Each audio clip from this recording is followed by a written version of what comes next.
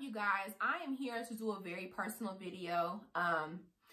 If you live in the States, I'm sure that you're very familiar with the opioid crisis, but for anybody that isn't, the opioid crisis, a considerable amount of the United States population has become addicted to prescription painkillers as a means of trying to cope with stressors and cope with traumatic experiences. And as a result, people are dying, unfortunately. And, families are being ripped apart. Children are having to be raised by, in single parent households or by grandparents, or by extended family members. And it's always unfortunate when drug usage plagues a community. But this isn't the first time that this has happened in the States.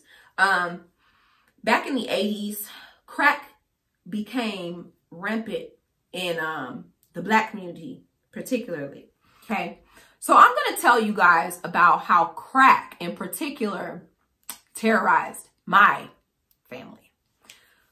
So my dad, at 16 years old, teenager, smoking weed like a lot of teenagers do, smoking one time and was like, hey, why is this, this is so strong. Why is it, hitting more than it normally does, if this was just weed? And his very trash friend at the time, who was the one that gave him the weed, said that you're not smoking just weed, you're smoking O's. And my mother told me that that terminology meant that it was a weed blunt laced with crack. And at that point, that 16-year-old boy became an addict. My mother had me at 20. And you're probably thinking in your head, okay, well, she had you at 20. Like, what?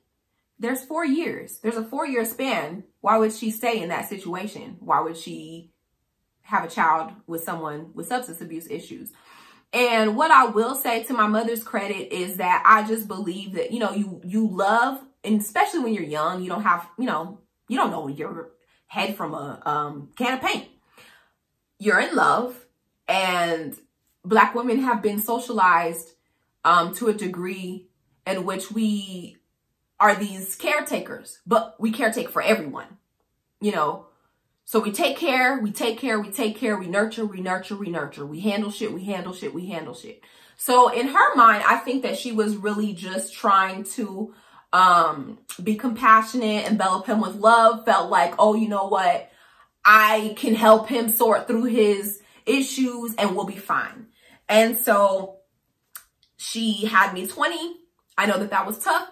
She ended up having to drop out of college at that time. Very tough for her. Had my brother at 22. My parents got married a week before my brother was born. The entire time, it wasn't a real marriage. It wasn't a real marriage at all. How can you have a marriage when you have a mate that's got substance abuse issues? There were always things that came up missing in our house. Like maybe you have furniture one day and all of the furniture is gone the next day. That happened. There was violence in my home for sure. When I was 6 years old, I saw my father. He came home from work. My mom was on the phone. He was pissed about something. I don't know what it was. I'm sure something trivial as always. And so he hauled off and hit my mom. And so 6-year-old me, I'm thinking, you're taught, you call the police when something goes wrong, right? That's what you're supposed to do. And so I said, Mom, do I call the police? And she says, yes, go ahead and call. I proceed to press 9 on the phone. My dad slaps the phone out of my hand, slaps me onto the floor, continues to pummel my mother. Then he leaves the house, leaves my mother's face a bloody, bruised mess. And we're left to pick up the pieces. And so we run off to a neighbor's house to try to seek assistance. There were other instances of violence in the home. That wasn't the first time. That wasn't the last time. Unfortunately, he was in and out of rehab regularly. I mean, my dad, the longest my dad was ever able to stay clean was for 8 months. So that's the most consistency I ever had out of him throughout my childhood. And as a result, there was a lot of instability prior to age 9 for me in particular, because we moved around a lot. My mother was a food server, so she made $4.31 an hour, and she was trying to raise 2 kids by herself, you know, besides those points where my dad may have been clean, you know, and had a job, but that wasn't consistent, you know. So like I said, there was instability. There was a point where we, you know, we moved from apartment to apartment, house to house. We lived with family members. And that's, you know, difficult as a child because you need stability. You know, you need a home. You need a space that is just your own, you know, where you have that peace of mind. And we did not have that, you know, for quite some time until my parents purchased a home together, right? And so they purchased a home together when I was 9. And my dad started using again about a month later. So that left my mom to try to once again pick up the pieces. And she's trying to provide for us at the same time, trying to manage a mortgage that was $850 a month, and you're not even making $5 an hour. I don't know how. I don't know how, other than the Most High. I don't know how we managed. I really don't. I was definitely a latchkey kid. If you don't know what a latchkey kid, you've definitely seen them before. The kids with the lanyards around their neck, the little key, super duper responsible, great kids, that kind of thing. They're the ones that have to caretake for the younger siblings. That was me at 9 years old for sure. Actually younger than that. Let me tell the story correctly. I was definitely a latchkey kid around 6 or 7. So I had that responsibility of making sure that my brother and I got up early enough, get to school, because mom couldn't be there. She had to work. You know, she had to manage the household, so she had to, you know, work and provide for us. So I got us up, got us together in enough time, that kind of deal. And I remember there being a time where my mom said, you know, your dad is really using right now, so do not let him in the house. Under no circumstances, you cannot let him in the house. I said, okay.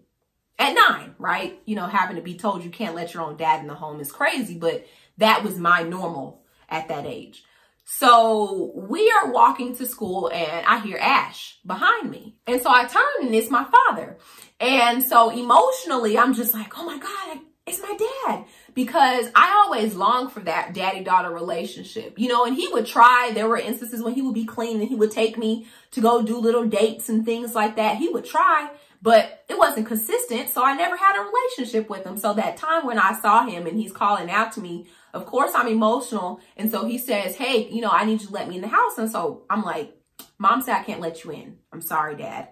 And so he's like, okay, well, do you have any money? And so I'm thinking to myself, well, I just got my allowance. It was, you know, on Friday or whatever, and it's probably Monday at this point. And so I said, well, I have $10. And so he said, okay, well, give me the $10 and I'll pay you back, you know, and I'll see you later. I'm like, okay. And so I give him the money and you're thinking, okay, well, this is an adult. Of course you'll get your money back. And that was like the first time where I really, maybe I saw the monster that was addiction, because that's when I realized, oh, there's something wrong there. You know, there's really something wrong there. It's not quite right. Things are not quite right with my father, you know. And so, like I said, there was a lot of anger in the home on his part, you know, and as kids and my mother as his wife, we walked around on eggshells because, you know, you never really wanted to wake the angry giant.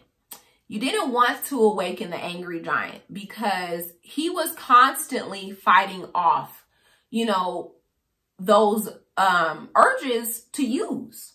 And so if you're fighting off urges to use, you're not really too concerned with the emotional well-being of the people around you, you know. So that was unfortunate in the sense that I never developed any kind of, I never really developed any kind of sort of positive relationship with my dad. It was just like, oh, he uses drugs, you know, that kind of thing.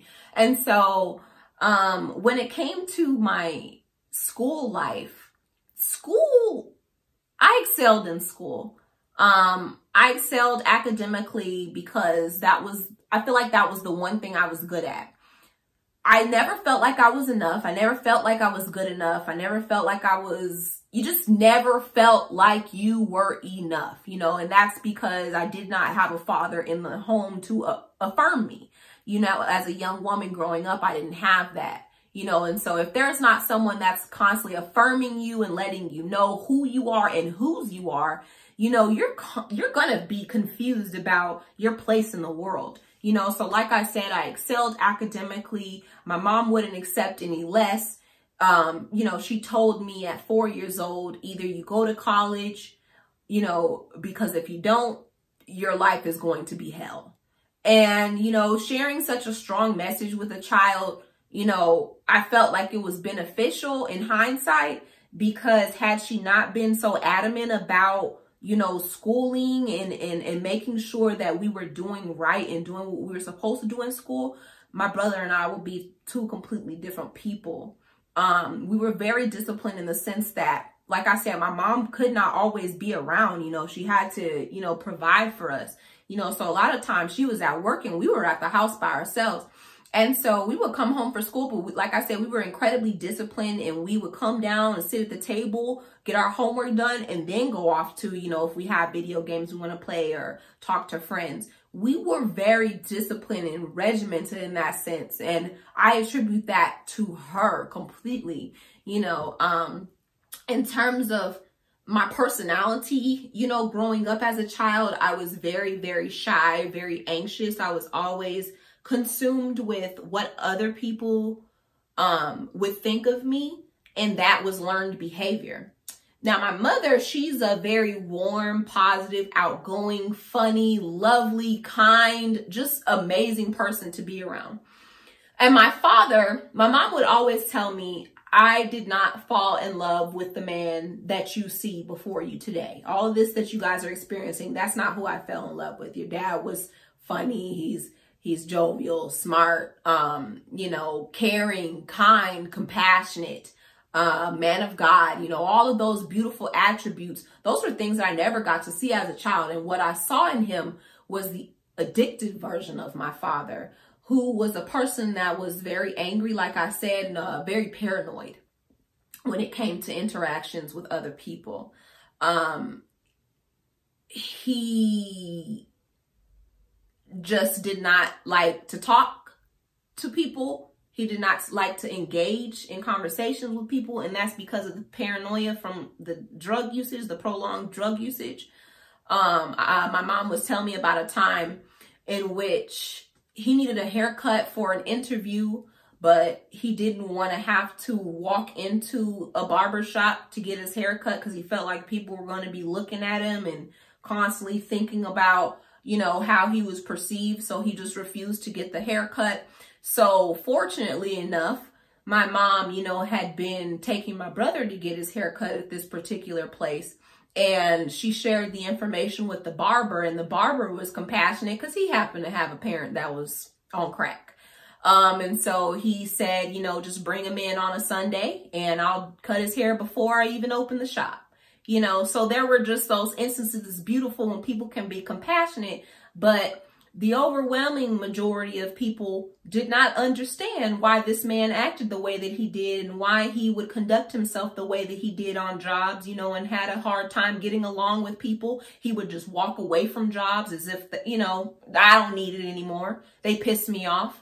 And that was constantly happening. I mean, there was a time when my mother and my father, they were both working, which was amazing at that point. And he was working full time, had a great job, and just decided, oh, I'm going to become a boxer. So there was that impulsivity too. He just decided to up and become a boxer, cut his hours down to part-time. And you have 2 growing children and a home and a wife. Cut his hours down to part-time. You know, he'd just get pissed off and do stuff on a whim. You know what I mean? So like I said, my personality in a sense was shaped and developed at no fault of my own, because those were the things that I was exposed to. And so as a result, as an adult, I'm having to sort of pick up the pieces, you know, and tried to become a much more social Sally than I've been in the past. Because of, you know, the stuff that I saw that I saw my father do. I thought, you know, hey, this is normal. You know, this is normal, so this is what becomes my normal. In terms of relationships, I went through absolute hell. I felt like I was probably a walking lick to men. And what I mean by that is just like, you've got this chick, she's beautiful, you know, she's intelligent, she's compassionate, she's nurturing, and all this good stuff. So I'm gonna take advantage of that. That's what I kept running into. I kept running into men that were incredibly manipulative. I was running into men that were emotionally abusive. You know, all they would do was lie to me, talk down on me, make me feel bad about myself. You know, I remember one point I was in a relationship with this guy, you know, and I went through absolute hell with him, you know, and some, you know, just comments being made, you know, there's nothing good about you. All you got to offer is a set of tits and a college degree. You're no better than anybody else, you know, telling me he was gonna, like, we'd have taken a trip out of town and telling me he was gonna desert me and leave me out there if I didn't do what he wanted me to do at the time. Just very emotionally abusive, and exhausting relationships, you know. And if it wasn't that, it was just a guy that was only concerned about what I could offer them physically. You know, they never really wanted to get to know me, you know, in totality. It was just, okay, well, the physical aspect of you is what's popping, and that's what I want right now, you know, so make sure that you oblige me, that kind of thing, you know. And it took for me to get into my mid-20s, I'll give myself credit for that. It took for me to get into my mid-20s, and I finally, the Most High revealed to me that just because you've seen some of these terrible things happen in your home, because remember, my point of reference was chaos. My parents' relationship was incredibly chaotic. My mom tried to do nothing but support and uphold a man who could not do the same for her in return. So what did I do? I ended up in relationships where people never reciprocated the love and care that I gave to them. You know, so like I said, the Most High just began to reveal some things to me. Fortunately enough, I was, you know, in which he shared with me that I am deserving of love in abundance. I'm deserving of peace. I'm deserving of somebody caring for me in the way that I care for myself and care for others. You know, and so I began to do, you know, some hard work and work on myself. And what I'll say to you is, although you are not responsible for the traumatic experiences that you've endured in your childhood, you are absolutely responsible for your healing, you know. And it's tough, you know, when you have to go through those difficult times, but I'm happy because it's made me a beautiful, strong, determined young woman. And once I decided that enough was enough, I wasn't going to continue to allow men to manipulate me and get over on me, it was a wrap, you know. And so like I said, I did quite a deal of, you know, reading, meditating, lots of different self-help books. I read through the Bible. I prayed endlessly. Spent so many nights crying to myself, just living in utter confusion and wondering when my time was going to be my time and when things were going to look up for me. You know, this book in particular, 12 Lessons to Restore the Image, the Character, and the Responsibility of the Goddess Black Woman, Mother of Civilization. Okay, this book was written by a beautiful Black man named Akil.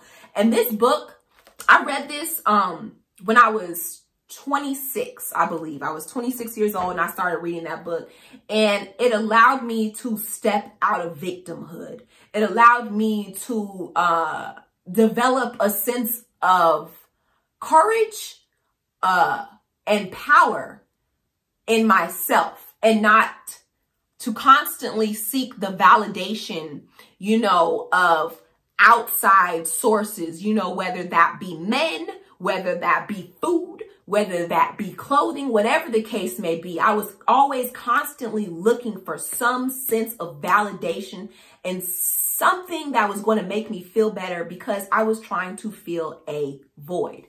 Unfortunately, you know, that was in place, you know, from my interesting childhood, you know. So, like I said, a few tips that I'll share with anybody that's going through this. Please make sure to read self-help books, develop and maintain a relationship with a higher power, because there's always something greater than you. Know that. Therapy gave me strength as well, because therapy enabled me to see my experiences from a different perspective, and specifically from a perspective that wasn't biased, you know, because you can go to family members, you can go to friends and talk to them about situations, but you truly are not going to develop any sense of clarity when you're able to take until you're able to take an outsider's approach to things and sort of recognize, you know, that your normal is not normal whatsoever. And there are some things to definitely work through. You know, I had a conversation with my dad a couple weeks ago in which I shared with him that I, you know, had to attend therapy because of, you know, those experiences that I had, you know. And he said to me, you know, Ash, you're strong. You know, you don't have to do that. You're strong. You can handle anything. And unfortunately, in the Black community, we feel as though going and seeking outside help is a form of weakness, and that's ignorant. That's incredibly ignorant. You know what I mean? Because we have a particular set of stressors that we deal with in our community that others typically don't ever have to experience. So it's important that we are able to process, you know, our experiences, process our emotions, so that we are not internalizing everything. Because when we internalize, what happens? Either one of two things happen. You're going to become either very angry and you're going to see some of those things, some of those behaviors come up, you know, in your actions, or you become very depressed. Okay. And so here is what I'm going to share with you. If you're a parent that, is going through this and you have a mate that is addicted, please don't keep your children in that. Don't subject your children to these traumatic experiences. Okay. I've had this conversation with my mom, and she said the only thing that she would do differently is she wouldn't have stayed in it as long as she did, because, you know, once we got older was when she was able to realize, you know, that it really done a number on us, you know, a lot of the stuff that we saw. I was the depressed kid. My behaviors were more internalized. And once I hit 19, I was deemed clinically depressed, put on antidepressants by a doctor, in which I wish he would have just recommended talk therapy to me, but, you know, that doesn't always happen.